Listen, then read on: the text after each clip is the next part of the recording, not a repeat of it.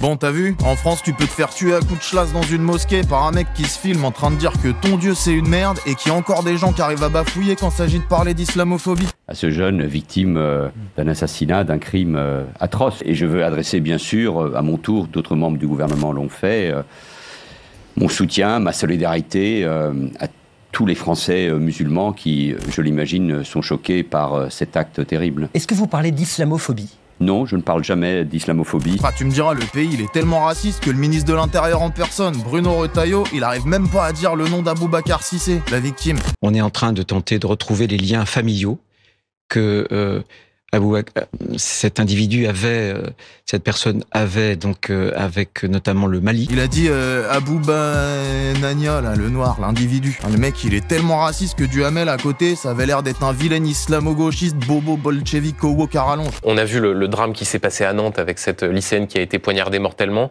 3 autres lycéens qui ont été poignardés.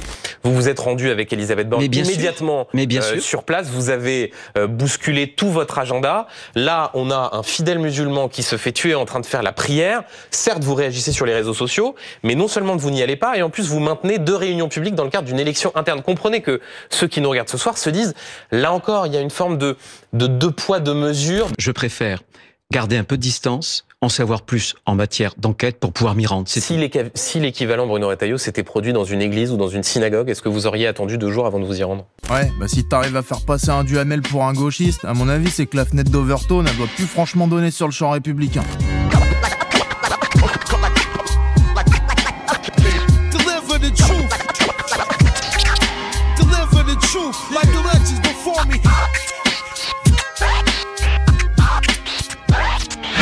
Je sais pas si tu te rends bien compte de la situation. À ce moment-là, il y a un innocent qui vient de se faire massacrer uniquement parce qu'il est musulman dans un pays qui les stigmatise. Il y a une famille en deuil traumatisée par ce meurtre raciste. Toute une communauté en état de choc à laquelle on vient de rappeler que leurs convictions religieuses les mettent en danger de mort à l'endroit où ils vivent. Bref, autant dire que l'émotion est palpable pour quiconque en a un tant soit peu quelque chose à foutre. C'était de l'alarme sincère?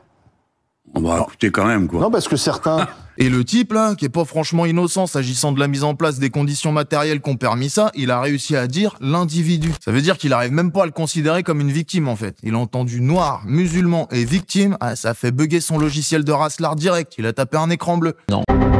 D'ailleurs, c'est peut-être pour ça que c'est pas rendu tout de suite auprès de la famille et des proches de la victime, comme on pourrait imaginer que le veut l'usage pour un ministre chargé du culte. Parce que c'était quand même un peu son boulot, normalement. C'est en partie pour ça qu'il est payé. Et avec ton oseille. Il y a pas été parce qu'il était planté, le machin. Ou raciste, ou les deux. C'était peut-être pas plus mal qu'il reste loin d'eux. T'imagines, t'es bouleversé, t'es en colère, t'as l'impression que tout s'effondre autour de toi. Bon, déjà, t'as sûrement pas des masses envie qu'un blaireau en costard vienne fanfaronner et serrer des paluches en se mettant en scène devant les caméras. Mais alors si en plus c'est pour le voir charcuter le nom de la victime, avant de t'expliquer que bon, c'était quand même pas un vrai Français, pour finir par se mettre à chanter le temps béni des colonies debout sur la table, puis pourquoi pas clôturer sa petite chansonnette d'un postillonnant à bas le voile tout en jouant avec son sgeg là. Vive le sport, et donc à bas le voile, bien sûr. Non, effectivement, t'approches pas des gens qui souffrent si t'es pas foutu de les considérer comme des gens. Je crois qu'on fait largement assez chier les musulmans comme ça pour pas en plus venir les emmerder en plein deuil, pour leur expliquer que les actes anti-musulmans c'est pas des actes islamophobes, parce que ça existe pas, puis aussi parce que sinon on peut plus critiquer la religion, et notamment la leur, parce que c'est la seule qu'on a l'intention de critiquer. Est-ce que vous êtes islamophobe? Ah oui. Ah oui? Oui. Parce qu'elle fout du tissu sur les cheveux des meufs, et que les meufs, même si nous, on les fait chier aussi, quand c'est nous, ça va parce qu'en fait, on est blanc. Ouais, parce que taper sur les musulmans ici, c'est à peu près aussi banal que d'emmerder les meufs, et notamment sur la façon dont elles s'habillent. Donc les meufs musulmanes, t'imagines bien, c'est festival. Je sais pas ce qui fait que le port du voile déchaîne autant les passions. Enfin si, je sais, c'est des meufs qui font des trucs, donc bah forcément tout le monde a quelque chose à dire là-dessus. Bah du coup, si tout le monde dit un truc, moi aussi. Je vais profiter de l'occasion pour te rappeler que c'est peut-être pas tellement à nous de la ramener, parce que quitte à ouvrir sa gueule, autant dire ça. Tu veux le porter, tu le portes, tu veux pas, tu le portes pas. Si tu veux pas et qu'on t'y oblige, bah c'est du contrôle, donc c'est de la merde. Si tu veux et qu'on t'en empêche, bah c'est tout autant du contrôle, donc c'est pas franchement moins de la merde. Et alors attention, je suis pas en train de te dire que le voile serait l'embellissement de la femme ou je ne sais quoi de ce genre. Déjà parce que ça serait peut-être pas mal d'arrêter un peu de juger constamment l'aspect physique des meufs, que ce soit pour dire c'est beau, c'est pas beau, t'en mets trop, t'en mets pas assez, hein, on va se mêler un peu de son boule, ça fera de mal à personne. Et évidemment, personne ne nie qu'il y a des femmes qui se battent contre à certains endroits du monde. Mais en fait, elles se battent surtout pour qu'on arrête de leur dire quoi faire constamment, je crois. Parce qu'elles en ont ras-le-boule que des conservateurs qui dégueulent de pouvoir les flics, les dominent, les contrôlent, que ce soit dans ce qu'elles portent, dans ce qu'elles pensent, dans ce qu'elles font. Et si les mollahs iraniens leur imposaient de porter des moufles parce qu'ils avaient décidé qu'en fait c'était les paluches qui faisaient bander leurs petits chiards, je suis pas certain qu'elles soient beaucoup plus satisfaites du projet. Si en Iran de pas porter le voile c'est un acte d'opposition, peut-être en Occident de le porter ça devient un acte d'opposition parce que les gens peut-être ils se sentent pas écoutés, ils se sentent pas entendus. Ce que je veux te dire c'est que le problème c'est pas les mollahs ou le voile en lui-même, c'est la domination et le contrôle, que ce soit par ces gens-là ou par d'autres, par ce biais-là ou un autre, ça change pas grand-chose. Même si je comprends tout à fait que celles qui ont dû lutter contre là-bas soient pas franchement enthousiastes à l'idée que celles qui ont pas eu à le faire ici brandissent ça comme un symbole d'émancipation. Mais ici, les vieux conservateurs qui ont du pouvoir, ils sont pas musulmans, ils sont cathos ou athées, donc c'est pas exactement la même réalité. Et ça les empêche pas franchement d'être des oppresseurs quand même, donc c'est malgré tout pas non plus tout à fait un autre sujet. Parce qu'au cas où ça t'aurait échappé, les endroits où elles se battent contre, c'est des endroits où le clergé islamiste a un pouvoir considérable, voire absolu. Ici, c'est pas franchement le cas. T'as des partis qui se revendiquent chrétiens, un premier ministre qui a un bigot, qui pense probablement qu'il y a que Dieu qui peut juger les prêtres pédophiles, un concordat toujours aussi effectif en Alsace-Lorraine, et y a pas un parti qui se revendique de l'islam en France. Enfin, je veux dire, à part dans la tête des faves, quoi. Mais en dehors d'eux, y a personne qui a intention d'y foutre les pattes là-dedans. Ça a l'air d'être bien trop le bordel. Parce que le vrai problème, dans le fond, c'est l'absence de liberté et d'autodétermination pour les femmes. Mais que ce soit là-bas, autant qu'ici, et tout comme ailleurs. Et soutenir les femmes qui luttent pour leur autodétermination ici, ça empêche en aucun cas de soutenir le combat et saluer le courage de celles qui se battent et se sont battues là-bas. Mais le patriarcat, il a pas attendu la religion pour exister. Et si toutes les religions venaient à disparaître miraculeusement demain, ça lui suffirait pas à s'évaporer avec elle. La religion, c'est un peu comme un outil dont le patriarcat peut se servir pour s'exprimer ou se maintenir en place. Mais l'absence de l'outil, ça suffira pas à lui faire fermer sa gueule et qu'il laisse place à un mode d'organisation plus juste. Parce que si c'était le cas, les athées, ils seraient tous adeptes d'une société égalitaire et prêts à renoncer à leurs privilèges sans avoir à se faire secouer un peu la gueule. Et tu constateras que c'est assez loin d'être le cas. Pour faire reculer le patriarcat, y a pas 36 méthodes, y a que la lutte. Et si des femmes luttent contre Rod Taillot et ses potes en se foutant un bout de tissu sur la caboche pour leur rappeler qu'ils ont pas de contrôle sur elles, tu devrais peut-être simplement te satisfaire de voir des femmes lutter contre des conservateurs. Sinon, on pourrait presque croire que l'émancipation des meufs, c'est pas tellement le sujet qui t'intéresse. Et si c'est pas vraiment ça qui t'excite, on peut vite finir par croire que c'est juste le fait de taper sur une religion. Puis une seule, du coup. Un État laïque ne doit pas faire de discrimination entre les différentes sensibilités religieuses qui sont présentes sur le territoire.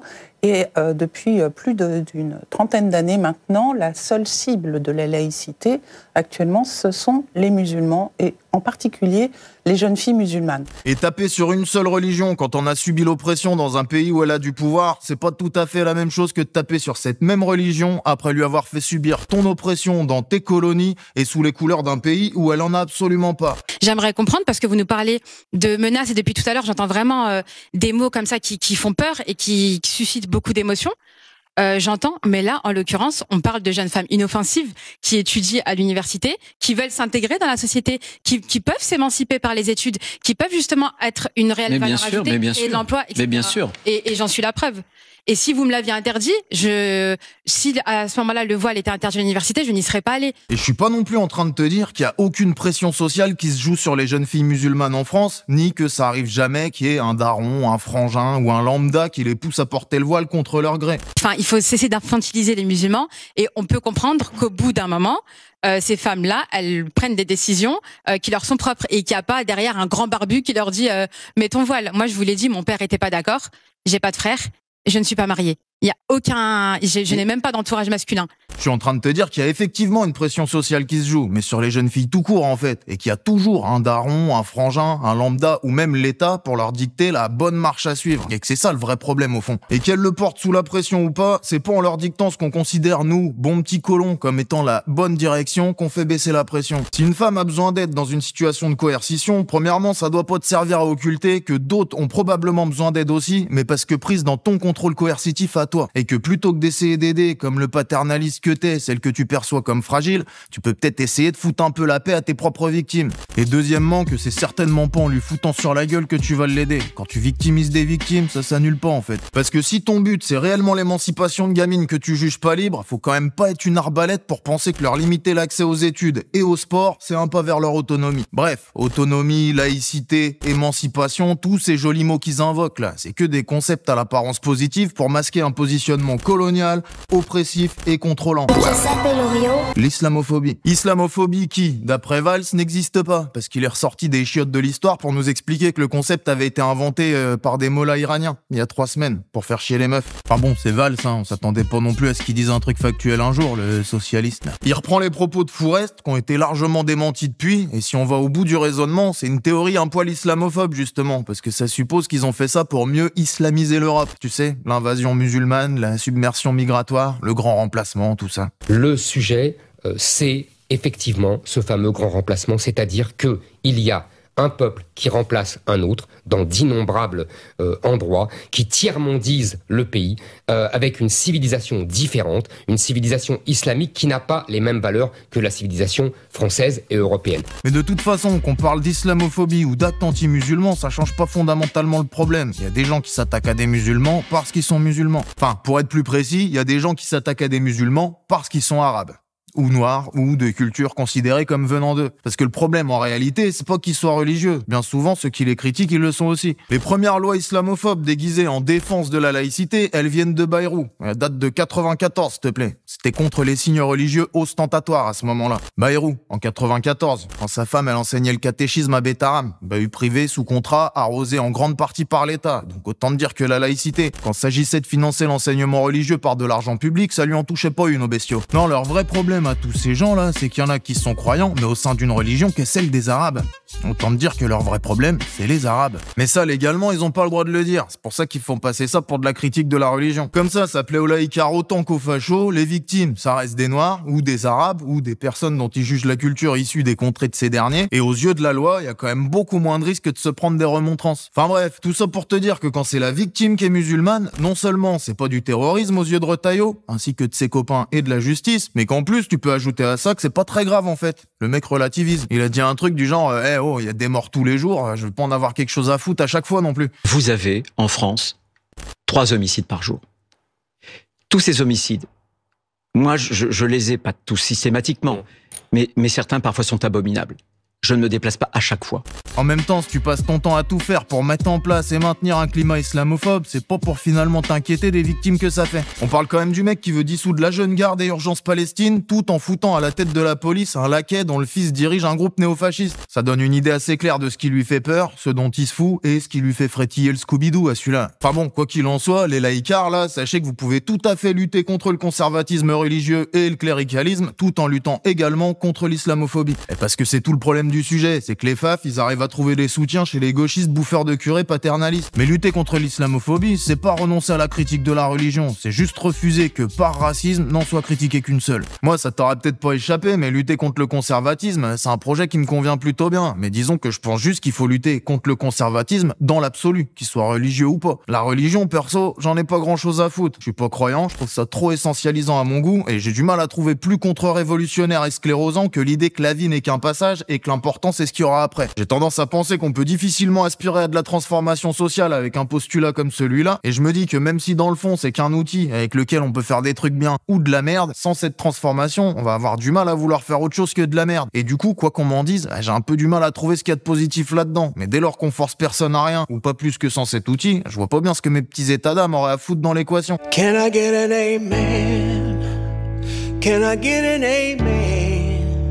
D'autre part, qu'on emmerde des gens d'une seule religion pour la seule et unique raison que cette religion elle est issue de cultures qu'on méprise par racisme ou par paternalisme colonial, tu comprendras que ça me convienne pas des masses non plus. Et pour finir, tu constateras que je suis en train de critiquer la religion et l'islamophobie. Et en même temps, donc il semblerait qu'il y ait tout à fait moyen de faire les deux. Ça fera juste de moi un mécréant pour certains, autant te dire que je m'en tartine, un demi pour d'autres, bah écoute, ça fera une deuxième couche, et ça m'empêchera pas d'essayer quand même d'être un soutien pour les antiracistes et un obstacle pour les islamophobes. Parce qu'une chose est sûre, je suis pas concerné. Et dans cette condition, si je suis pas en mesure d'être un allié efficace, je ferai au moins l'effort d'essayer de pas être un oppresseur volontaire. On s'inquiète des kebabs, s'en tape des domacs. Putain guette, ceux qui bavent passent bac des pommades. Le dos reste si large qu'entre chlasse c'est dommage. On y laisse des sillages où sont passés nos rages. La sueur des fronts que mes pères ont conquis sous les fouets. L'affront et la terre qu'ont brisé nos frères. Qu'on fuit les espoirs qu'ils confient pour dormir sous les ponts que leurs pères ont construits. On se torche avec des états d'âme, tu t'adaptes et nos forces de l'ordre vont t'abattre et te dompter nos ports morts depuis nos cages. Cassez plus vos sorts, sonne mort, plus nos faces slash. Quand l'état s'en tape, t'as plus que l'autodéfense. Quand les cadavres s'entassent, t'assumes les conséquences. Quand tu crèves les enfants une fois leur père saigné. Un feu de poubelle de temps en temps, c'est pas cher payé. Ta coutume, rien de ta culture ici. On t'a voulu, mais t'es pas ce qu'on voudrait de toi. C'est pas foutu, mais pour rien va ça putréfier. Et sans utile, y'a peu de chance, ça s'infiltre pas. Tu t'accoutumes, on veut rien de ta culture ici. Sans rancune, mais t'es pas ce qu'on voulait de toi. T'as même ta blessure, déjà rien que ça pue. Et puis je suis pas tout à fait sûr qu'on ait besoin d'une létale.